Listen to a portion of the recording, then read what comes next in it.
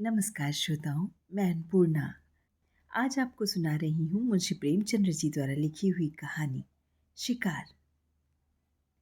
तो चलिए शुरू करते हैं कहानी। फटे वस्त्रों वाली मुनिया ने रानी वसुधा के चांद से मुखड़े की ओर सम्मान भरी आंखों से देखकर राजकुमार को गोद में उठाते हुए कहा, हम गरीबों का इस तरह कैसे निभा हो सकता है महारानी। मेरी तो अपने आदमी से एक दिन न पटे, मैं उसे घर में बैठने ना दूं। ऐसी ऐसी गालियां सुनाऊं कि छठी का दूध याद आ जाए। रानी वसुधा ने गंभीर विनोद के भाव से कहा, क्यों, वह कहेगा नहीं? तू मेरे बीच में बोलने वाली कौन है? मेरी जो इच्छा होगी वह करूंगा। तू अपना रोटी कपड़ा मुझसे लिया कर। तुझे मेरी दूसरी बातों से क्या मतलब? मैं तेरा गुलाम नहीं हूं। मुनिया 3 ही दिन से यहाँ लड़कों को खिलाने के लिए नौकर हुई थी। पहले 2-4 घरों में चौका बर्तन कर चुकी थी, पर रानियों से अदब के साथ बातें करना भी ना सीख पाई थी। उसका सूखा हुआ सांवला चेहरा उत्तेजित हो उठा। कर्कश स्वर में बोली, जिस दिन ऐसी बातें मुंह से निकालेगा मुझे उखाड़ लूंगी सरकार। वह मेरा गुलाम नहीं है तो क्या मैं उसकी लौंडी हूँ? मैं आप नहीं खाती, उसे खिला देती हूँ, क्योंकि वह मर्द बच्चा है। पल्लेदारी में उसे बहुत कसाला करना पड़ता है। आप चाहे फटे पहनूं, पर उसे फटे पुराने नहीं पहनने देती। जब मैं उसके लिए इतना करती हूँ तो मजाल है कि वह मुझे आंख दिखाए। अपने घर को आदमी इसीलिए तो छाता पोसता है कि उससे बरखा बूंदी में बचाव हो। अगर यह डर लगा रहे कि घर ना जाने कब गिर पड़ेगा, तो ऐसे घर में कौन रहेगा? उससे तो ऊँट की छां ही कहीं अच्छी। कल ना जाने कहाँ बैठा गाता बजाता रहा। 10 बजे रात को घर आया। मैं रात भर उससे बोली ही नहीं। लगा पैरों पड़ने, घिघियाने। तब मुझे दया आ गई। यही मुझ में एक बुराई है। मुझसे उसकी रोनी सूरत नहीं देखी जाती। इसी से वह कभी कभी बहक जाता है। पर अब मैं पक्की हो गई हूँ। फिर किसी दिन झगड़ा किया तो या तो वही रहेगा या मैं रहूंगी। क्यों किसी की धौंस सहूं सरकार? जो बैठ कर खाए वह धौंस सहे। यहाँ तो बराबर की कमाई करती हूँ। वसुधा ने उसी गंभीर भाव से फिर पूछा, अगर वह तुझे बैठा कर खिलाता तब उसकी धौंस सहती? मुनिया जैसे लड़ने पर उतारू हो गई। बोली, बैठा कर कोई क्या खिलाएगा सरकार? मर्द बाहर काम करता है तो हम भी घर में काम करती हैं कि घर के काम में कुछ लगता ही नहीं। बाहर के काम से तो रात को छुट्टी मिल जाती है, घर के काम से तो रात को भी छुट्टी नहीं मिलती। पुरुष यह चाहे कि मुझे घर में बिठाकर आप सैर सपाटा करे तो मुझसे तो यह ना सहा जाए। यह कहती हुई मुनिया राजकुमार को लिए हुए बाहर चली गई। वसुधा ने थकी हुई रुआसी आंखों से खिड़की की ओर देखा। बाहर हरा भरा बाग था, जिसके रंग बिरंगे फूल यहाँ से साफ नजर आ रहे थे, और पीछे एक विशाल मंदिर आकाश में अपना सुनहला मस्तक उठाए सूर्य से आंखें मिला रहा था। स्त्रियां रंग बिरंगे वस्त्राभूषण पहने पूजन करने आ रही थी। मंदिर की दाहिनी तरफ तालाब में कमल प्रभात के सुनहले आनंद से मुस्कुरा रहे थे, और कार्तिक की शीत रवि छवि जीवन ज्योति लुटाती फिरती थी। पर प्रकृति की यह सुरम्य शोभा वसुधा को कोई हर्ष न प्रदान कर सकी। उसे जान पड़ा प्रकृति उसकी दशा पर व्यंग से मुस्कुरा रही है। उसी सरोवर के तट पर केवट का एक टूटा फूटा झोपड़ा किसी अभागिनी वृद्धा की भांति रो रहा था। वसुधा की आंखें सजल हो गईं। पुष्प के उद्यान के मध्य में खड़ा वह सूना झोपड़ा उसके विलास और ऐश्वर्य से घिरे हुए मन का सजीव मित्र था। उसके जी में आया, जाकर झोपड़े के गले लिपट जाऊं और खूब रोऊं। वसुधा को इस घर में आए 5 वर्ष हो गए। पहले उसने अपने भाग्य को सराहा था। माता पिता के छोटे से कच्चे आनंदहीन घर को छोड़कर वह एक विशाल भवन में आई थी, जहां संपत्ति उसके पैरों को चूमती हुई जान पड़ती थी। उस समय संपत्ति ही उसकी आंखों में सब कुछ थी। पति प्रेम गौर सी वस्तु थी, पर उसका लोभी मन संपत्ति पर संतुष्ट न रह सका। पति प्रेम के लिए हाथ फैलाने लगा। कुछ दिनों में उसे मालूम हुआ, मुझे परम रत्न भी मिल गया। पर थोड़े ही दिनों में वह भ्रम जाता रहा। कुंवर गजराज सिंह रूपवान थे, उदार थे, बलवान थे, शिक्षित थे, विनोद प्रिय थे और प्रेम का अभिनय भी करना जानते थे। उनके जीवन में प्रेम से कंपित होने वाला तार न था। वसुधा का खिला हुआ यौवन और देवताओं को भी लुभाने वाला रंग रूप केवल विनोद का सामान था। घुड़दौड़ और शिकार, सट्टे और मकाल जैसे सनसनी पैदा करने वाले मनोरंजन में प्रेम दबकर पीला और निर्जीव हो गया था। और प्रेम से वंचित होकर वसुधा की प्रेम तृष्णा अब अपने भाग्य को रोया करती थी। 2 पुत्र रत्न पाकर भी वह सुखी न थी। कुंवर साहब 1 महीने से ज्यादा हुआ शिकार खेलने गए और अभी तक लौट कर नहीं आए। और यह ऐसा पहला ही अवसर न था। हाँ, अब उनकी अवधि बढ़ गई थी। पहले वह 1 सप्ताह में लौट आते थे, फिर 2 सप्ताह का नंबर चला और अब कई बार से 1-1 महीने की खबर लेने लगे। साल में 3-3 महीने शिकार की भेंट हो जाते थे। शिकार से लौटते तो घुड़दौड़ का राग छिड़ता। कभी मेरठ, कभी पूना, कभी बंबई, कभी कलकत्ता। घर पर ही रहते तो अधिकतर लंपट रईसजादों के साथ गप्पे उड़ाया करते। पति के यह रंग ढंग देखकर वसुधा मन ही मन कुढ़ती और घुलती जाती थी। कुछ दिनों से हल्का हल्का ज्वर भी रहने लगा था। वसुधा बड़ी देर तक बैठी उदास आंखों से यह दृश्य देखती रही। फिर टेलीफोन पर आकर उसने रियासत के मैनेजर से पूछा, कुंवर साहब का कोई पत्र आया? फोन ने जवाब दिया, जी हाँ, अभी खत आया है। कुंवर साहब ने एक बहुत बड़े शेर को मारा है। वसुधा ने जलकर कहा, मैं यह नहीं पूछती आने को कब लिखा है। आने के बारे में तो कुछ नहीं लिखा। यहां से उनका पड़ाव कितनी दूर है? यहां से 200 मील से कम ना होगा। पीलीभीत के जंगलों में शिकार हो रहा है। मेरे लिए 2 मोटरों का इंतजाम कर दीजिए, मैं आज वहां जाना चाहती हूँ। फोन ने कई मिनट बाद जवाब दिया, 1 मोटर तो वह साथ ले गए हैं, एक हाकिम जिला के बंगले पर भेज दी गई, तीसरी बैंक के मैनेजर की सवारी में, चौथी की मरम्मत हो रही है। वसुधा का चेहरा क्रोध से तमतमा उठा। बोली, किसके हुक्म से बैंक के मैनेजर और हाकिम जिला को मोटरें भेजी गई? आप दोनों मंगवा लीजिए, मैं आज जरूर जाऊंगी। उन दोनों साहबों के पास हमेशा मोटरें भेजी जाती हैं, इसलिए मैंने भेज दी। अब आप हुक्म दे रही हैं तो मंगवा लूंगा। वसुधा ने फोन से आकर सफर का सामान ठीक करना शुरू किया। उसने उसी आवेश में आकर अपना भाग्य निर्णय करने का निश्चय कर लिया था। परित्यक्ता की भांति रहकर जीवन को समाप्त न करना चाहती थी। वह जाकर कुंवर साहब से कहेगी, अगर आप समझते हैं कि मैं आपकी संपत्ति की लौंडी बनकर रहूं तो यह मुझसे ना होगा।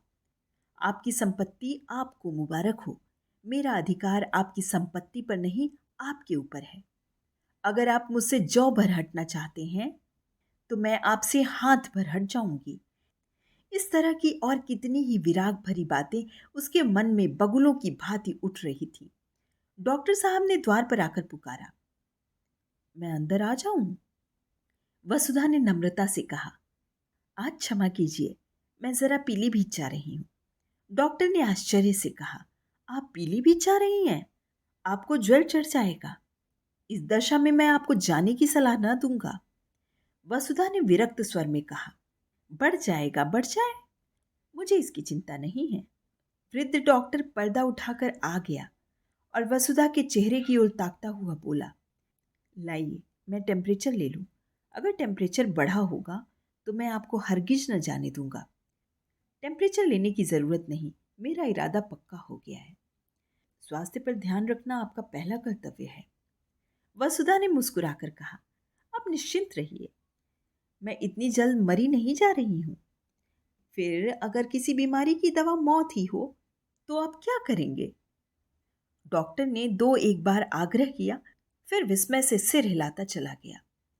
रेलगाड़ी से जाने में आखिरी स्टेशन से 10 कोस तक जंगली सुनसान रास्ता तय करना पड़ता था, इसलिए कुंवर साहब बराबर मोटर पर ही जाते थे। वसुधा ने उसी से जाने का निश्चय किया। 10 बजते बजते दोनों मोटरें आईं। वसुधा ने ड्राइवरों पर गुस्सा उतारा, अब मेरे हुक्म के बगैर कहीं मोटर ले गए तो मोटर का किराया तुम्हारी तलब से काट लूंगी। अच्छी दिल लगी है, घर को रोएं बन की गायें। हमने अपने आराम के लिए मोटरें रखी हैं, किसी की खुशामद करने के लिए नहीं। जिसे मोटर पर सवार होने का शौक हो मोटर खरीदे। या नहीं कि हलवाई की दुकान देखी और दादे का फातिहा पढ़ने बैठ गए। वह चली तो दोनों बच्चे कुनमुनाए, मगर जब मालूम हुआ कि अम्मा बड़ी दूर हवा को मारने जा रही हैं तो उनका यात्रा प्रेम ठंडा पड़ा। वसुधा ने आज सुबह से उन्हें प्यार न किया था। उसने जलन में सोचा, मैं ही क्यों इन्हें प्यार करूं? मैंने ही इनका ठेका लिया है। वह तो वहां जाकर चैन करें और मैं यहाँ इन्हें छाती से लगाए बैठी रहूं। लेकिन चलते समय माता का हृदय पुलक उठा। दोनों को बारी बारी से गोदी में लिया, चूमा, प्यार किया और घंटे भर में लौट आने का वचन देकर वह सजल नेत्रों के साथ घर से निकली। मार्ग में भी उसे बच्चों की याद बार बार आती रही।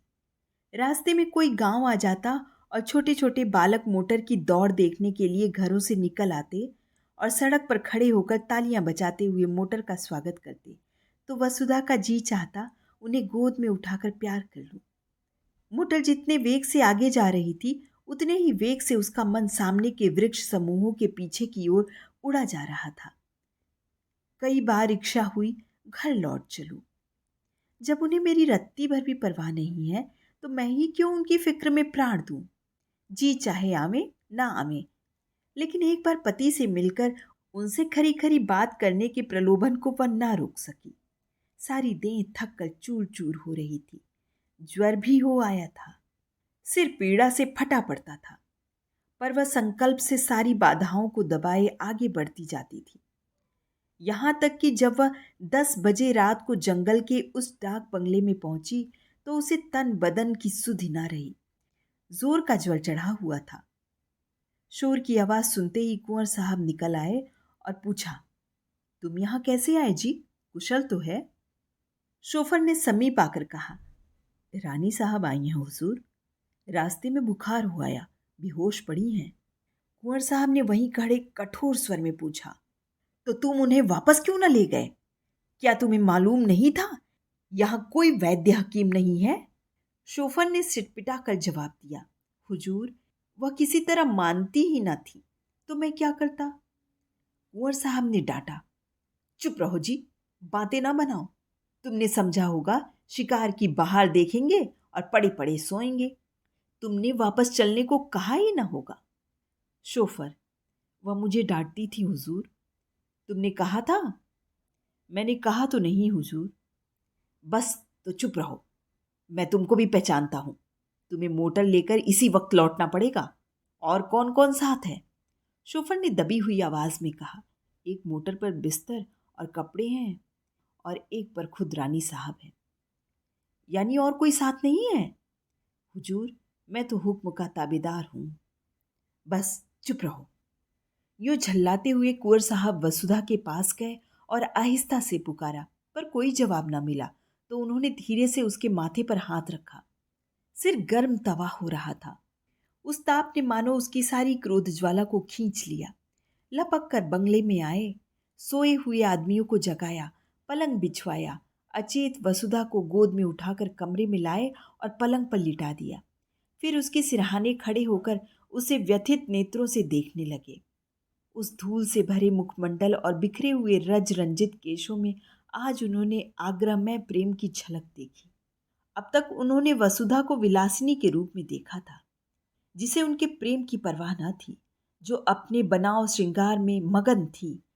आज धूल के पौडल और पोमेड में वह उसके नरित्व का दर्शन कर रहे थे। उसमें कितना आग्रह था, कितनी लालसा थी। अपनी उड़ान के आनंद में डूबी हुई अब वह पिंजरे के द्वार पर आकर पंख फड़फड़ा रही थी। पिंजरे का द्वार खुलकर क्या उसका स्वागत न करेगा? रसोइये ने पूछा, क्या सरकार अकेली आई हैं? कुंवर साहब ने कोमल कंठ से कहा, हाँ, और क्या, इतने आदमी हैं, किसी को साथ ना लिया।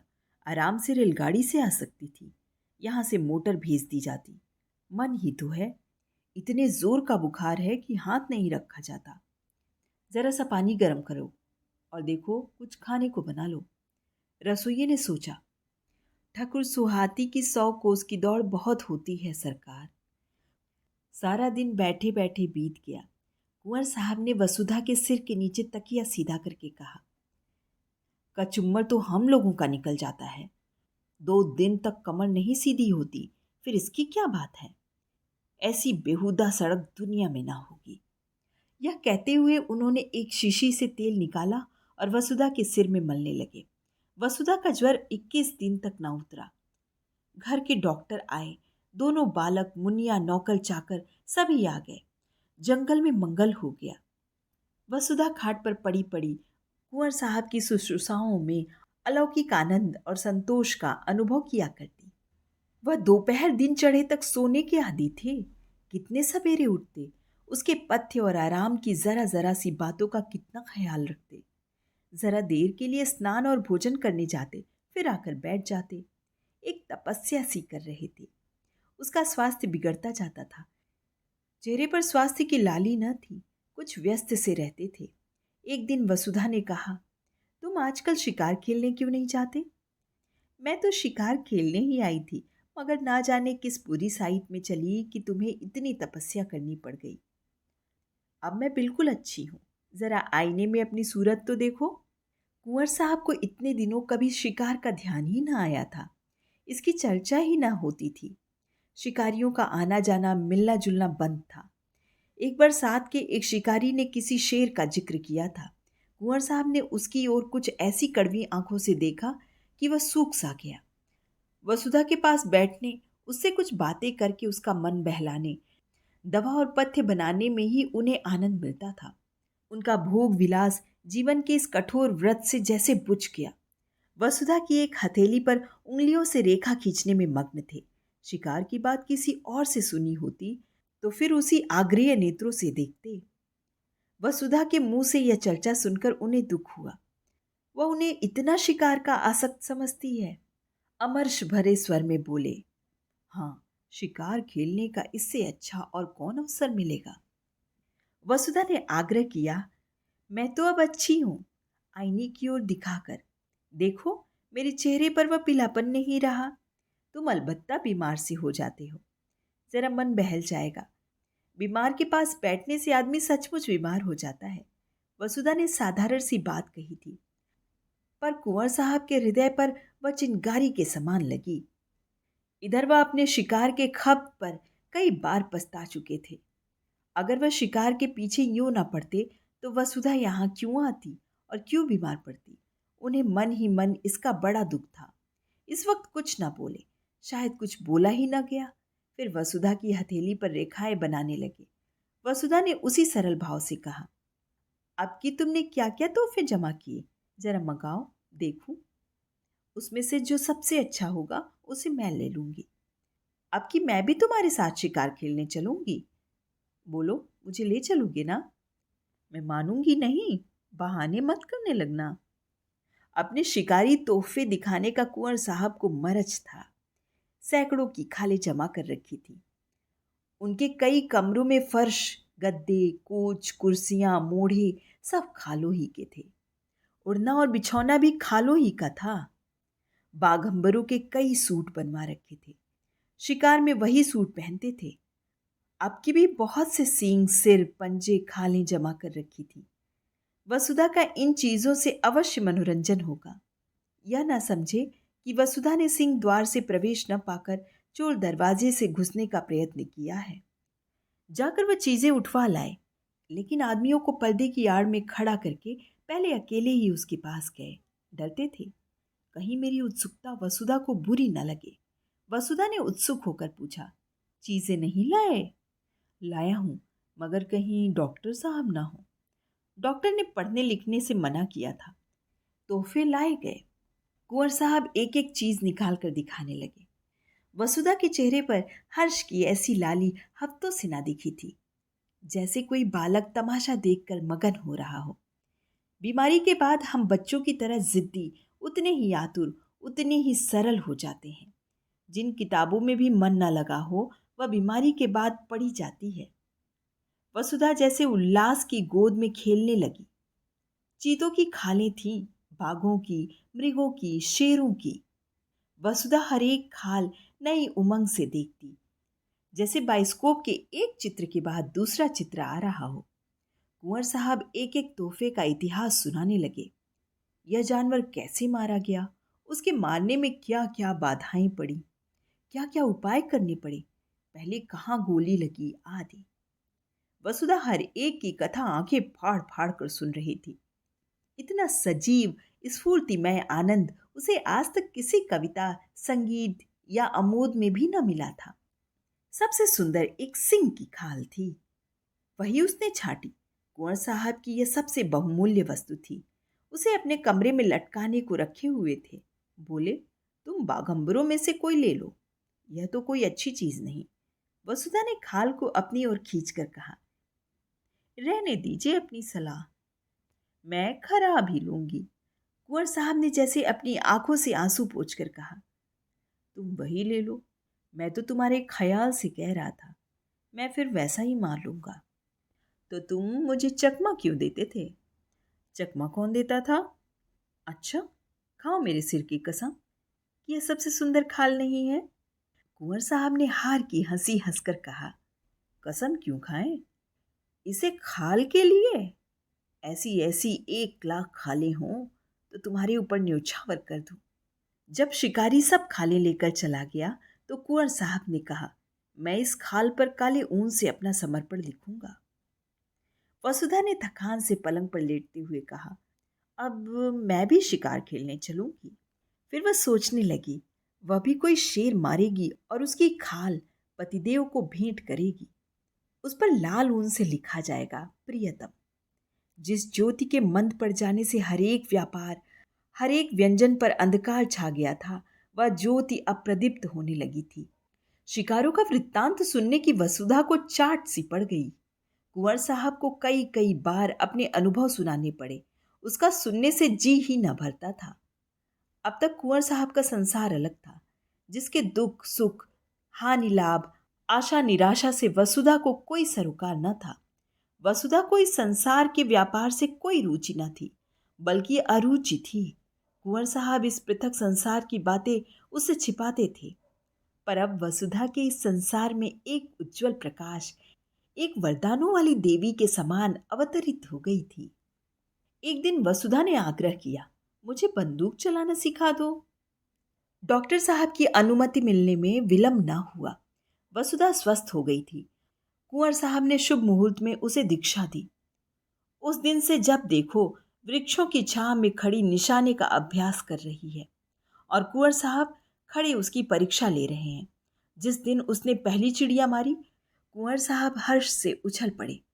नौकरों को इनाम दिए, ब्राह्मणों को दान दिया गया। इस आनंद की शुभ स्मृति में उस पक्षी की मम्मी बनाकर रखी गई। वसुधा के जीवन में अब एक नया उत्साह, एक नया उल्लास, एक नई आशा थी। पहले की भांति उसका वंचित हृदय अशुभ कल्पनाओं से त्रस्त न था। अब उसमें विश्वास था, बल था, अनुराग था। कई दिनों के बाद वसुधा की साधा पूरी हुई। कुंवर साहब उसे साथ लेकर शिकार खेलने पर राजी हुए, और शिकार था शेर का। और शेर भी वह जिसने इधर 1 महीने से आसपास के गांव में तहलका मचा दिया था। चारों तरफ अंधकार था, ऐसा सघन कि पृथ्वी उसके भार से कराहती हुई जान पड़ती। कुंवर साहब और वसुधा एक ऊंचे मचान पर बंदूक लिए दम साधे बैठे हुए थे। बहुत भयंकर जंतु था। अभी पिछली ही रात वह एक सोते हुए आदमी को खेत में मचान पर से खींचकर ले भागा था। उसकी चालाकी पर लोग दांतों तले उंगली दबाए थे। मचान इतना ऊंचा था कि चिता उछल कर न पहुंच सकता था। हाँ, उसने यह देख लिया कि वह आदमी मचान पर बाहर की तरफ सिर किए सो रहा था। दुष्ट को एक चाल सूझी। वह पास के गांव में गया और वहां से एक लंबा बांस उठा लाया। बांस के एक सिरे को उसने दांतों से कुचला, और जब उसकी कच्ची सी बन गई तो उसे ना जाने अगले पंजों या दांतों से उठाकर सोने वाले आदमी के बालों में फिराने लगा। वह जानता था बाल बांस के रेशों में फंस जाएंगे। एक झटके में वह अभागा आदमी नीचे आ रहा। इसी मानस भक्षी चीते की घात में दोनों शिकारी बैठे हुए थे। नीचे कुछ दूर पर भैंसा बांधा गया था और शेर के आने की राह देखी जा रही थी। कुंवर साहब शांत थे, पर वसुधा की छाती धड़क रही थी। जरा सा पत्ता खड़कता तो वह चौंक पड़ती और बंदूक सीधी करके बदले में चौंक कर कुंवर साहब से चिपक जाती। कुंवर साहब बीच बीच में उसकी हिम्मत बंधाते जाते थे। ज्यों ही भैंसे पर आया, मैं उसका काम तमाम कर दूंगा। तुम्हारी गोली की नौबत ही ना आने पाएगी। वसुधा ने सिहर कर कहा। और जो कहीं निशाना चूक गया तो उछलेगा, तो फिर दूसरी गोली चलेगी। तीनों बंदूकें तो भरी तैयार रखी हैं। तुम्हारा जी घबराता तो नहीं? बिल्कुल नहीं। मैं तो चाहती हूं पहला मेरा निशाना होता। पत्ते खड़खड़ा उठे। वसुधा चौंक कर पति के कंधों से लिपट गई।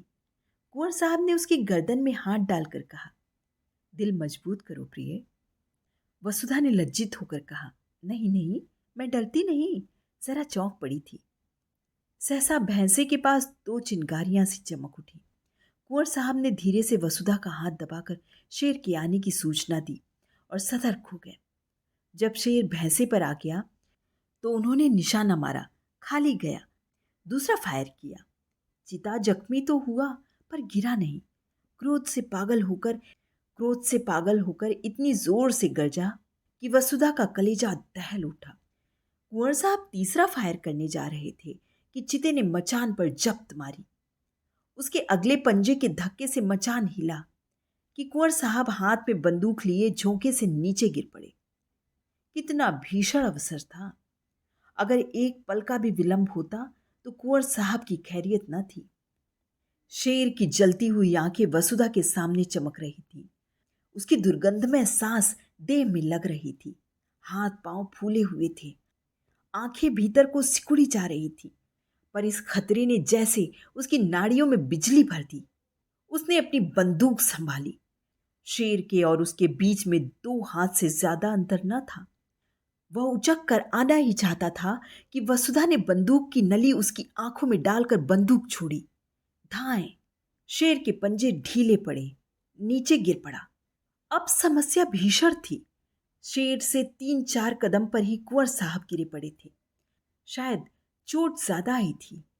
शेर में अभी दम है तो वह उन पर जरूर वार करेगा। वसुधा के प्राण आंखों में थे और बल कलाइयों में। इस वक्त कोई उसकी देह में भाला भी चुभा देता तो उसे खबर ना होती। वह अपने होश में ना थी। उसकी मूर्छा ही चेतना का काम कर रही थी। उसने बिजली की बत्ती जलाई। देखा, शेर उठने की चेष्टा कर रहा है। दूसरी गोली सिर पर मारी और उसके साथ ही रिवॉल्वर लिए नीचे कूद पड़ी। शेर जोर से गुर्राया। वसुधा ने उसके मुंह के सामने रिवॉल्वर खाली कर दी। कुंवर साहब संभल कर खड़े हो गए। दौड़कर उसे छाती से लिपटा लिया। अरे, यह क्या? वसुधा बेहोश थी। भय उसके प्राणों को मुट्ठी में लिए उसकी आत्मरक्षा कर रहा था। भय के शांत होते ही मूर्छा आ गई। 3 घंटे के बाद वसुधा की मूर्छा टूटी। उसकी चेतना अब भी उन्हीं भयप्रद परिस्थितियों में विचर रही थी। उसने धीरे से डरते डरते आंखें खोली। कुंवर साहब ने पूछा, कैसा जी है प्रिय? वसुधा ने उसकी रक्षा के लिए दोनों हाथों का घेरा बनाते हुए कहा, वहां से हट जाओ, ऐसा ना हो झपट पड़े। कुंवर साहब ने हंसकर कहा, शेर कब का ठंडा हो गया, वह बरामदे में पड़ा है। ऐसे डील डॉल का और इतना भयंकर सिंह मैंने नहीं देखा। वसुधा, तुम्हें चोट तो नहीं आई? कुंवर, बिल्कुल नहीं। तुम कूद क्यों पड़ी? पैरों में बड़ी चोट आई होगी। तुम जीती कैसे बची, यह आश्चर्य है। मैं तो इतनी ऊंचाई से कभी न कूद सकता। वसुधा ने चकित होकर कहा, मैं कहाँ कूदी?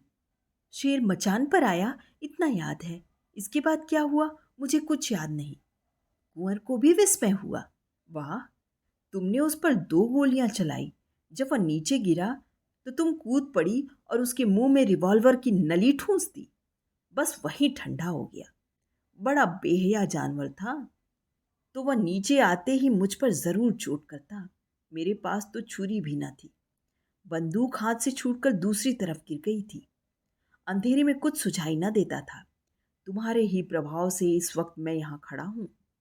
तुमने मुझे प्राणदान दिया। दूसरे दिन प्रातःकाल यहाँ से कूच हुआ। जो घर वसुधा को फाड़े खाता था उसमें आज जाकर ऐसा आनंद आया जैसे किसी बिछुड़े मित्र से मिली हो। हर एक वस्तु उसका स्वागत करती हुई मालूम होती थी। जिन नौकरों और लौंडियों से वह महीनों से सीधे मुंह न बोली थी, उनसे वह आज हंस हंस कर कुशल पूछती और गले मिलती थी, जैसे अपनी पिछली रुखाइयों की पटौती कर रही हो। संध्या का सूर्य आकाश के स्वर्ण सागर में अपनी नौका खेता हुआ चला जा रहा था। वसुधा खिड़की के सामने कुर्सी पर बैठकर सामने का दृश्य देखने लगी।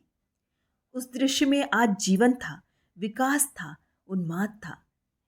केवट का वह सूना झोपड़ा भी आज कितना सुहावना लग रहा था। प्रकृति में मोहिनी भरी हुई थी। मंदिर के सामने मुनिया राजकुमारों को खिला रही थी। वसुधा के मन में आज कुल देव के प्रति श्रद्धा जागृत हुई, जो बरसों से पड़ी सो रही थी। उसने पूजा के सामान मंगवाए और पूजा करने चली। आनंद से भरे भंडार से अब वह कुछ दान भी कर सकती थी। जलते हुए हृदय से ज्वाला के सिवा और क्या निकलती। अच्छा, पूजा करने जा रही हो? मैं भी वहीं जा रहा था। मैंने एक मनौती मान रखी है। वसुधा ने मुस्कुराती हुई आंखों से पूछा, कैसी मनौती है? कुंवर साहब ने हंसकर कहा, यह ना बताऊंगा। श्रोताओं, जो अभी तक कहानी में बने हुए हैं उनका बहुत बहुत आभार और धन्यवाद। आगे भी इसी तरह कहानियों का ये सिलसिला चलता रहेगा। इसी तरह मेरे साथ जुड़े रहिए और कहानियों का आनंद लेते रहिए। नमस्कार।